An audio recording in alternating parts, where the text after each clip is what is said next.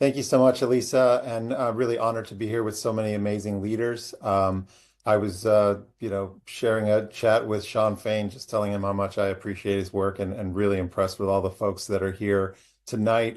Sending some love to my brother, Maurice Mitchell, as well. We go way back here in New York City. But thank you, and thanks for having Common Defense here on this call tonight. As Elisa said, I'm Jose Vasquez, Executive Director at Common Defense. I'm a U.S. Army veteran.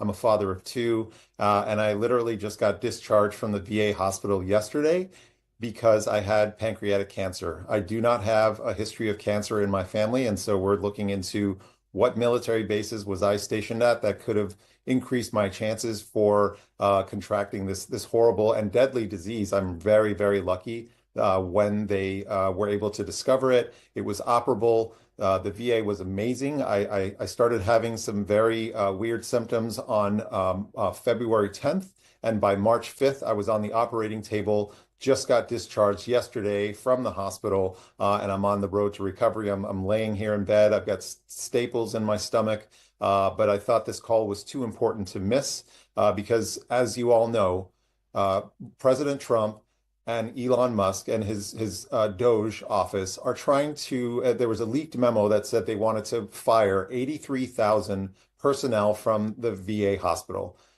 That's just fucking ludicrous to me. I'm sorry, sorry for the language, but I cannot believe that that is the case. All of the hardworking nurses, all of the physicians, all of the service workers that are connected to do the ancillary care at the VA are working tirelessly to ensure that our veterans get the care not only that they deserve, but that they have freaking earned by putting their lives on the line for this country.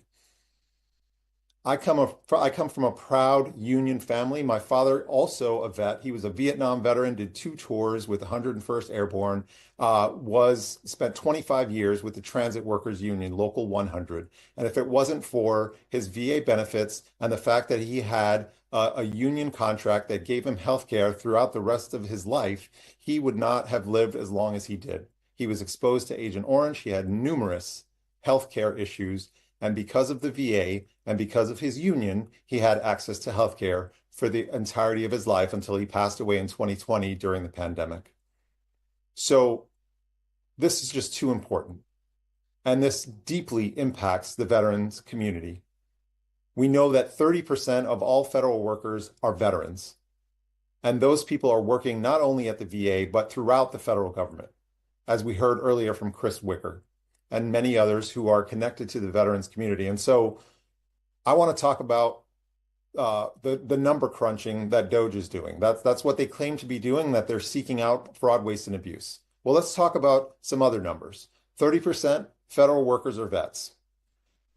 According to NNU, the National Nurses Union, 92% of all VA facilities report severe nursing shortages. And I can tell you firsthand, having been at the Manhattan VA, listening to the nurses being very concerned about patient ratios and just being completely spread thin.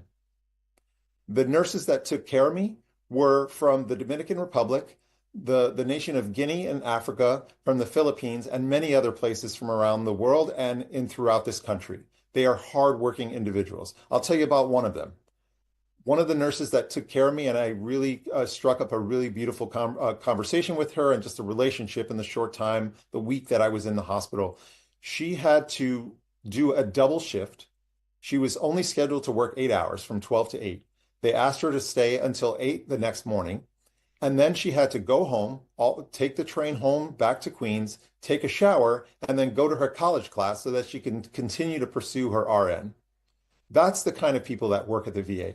That's the kind of dedication that we're talking about when we are talking about firing people from the Veterans Administration and many other federal agencies across the country. So what Common Defense is doing right now is we are collecting the stories of any veteran who has been fired from a federal agency, not only the VA, but any federal agency. We're launching a campaign called VA Not for Sale.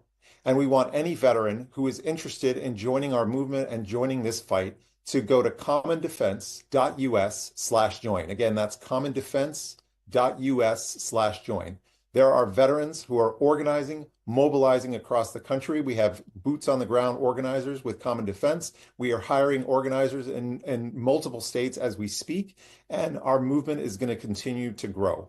So we will be standing in solidarity with all of our union brothers and sisters. Wherever there's a protest, Common Defense members will be there. Wherever there is a legal case, Common Defense members will be there. We are part of this fight, and we are taking it back to these sons of bitches who are trying to cut our federal workers as well as the VA budget and all of the personnel that work there. So thank you for the opportunity to address y'all.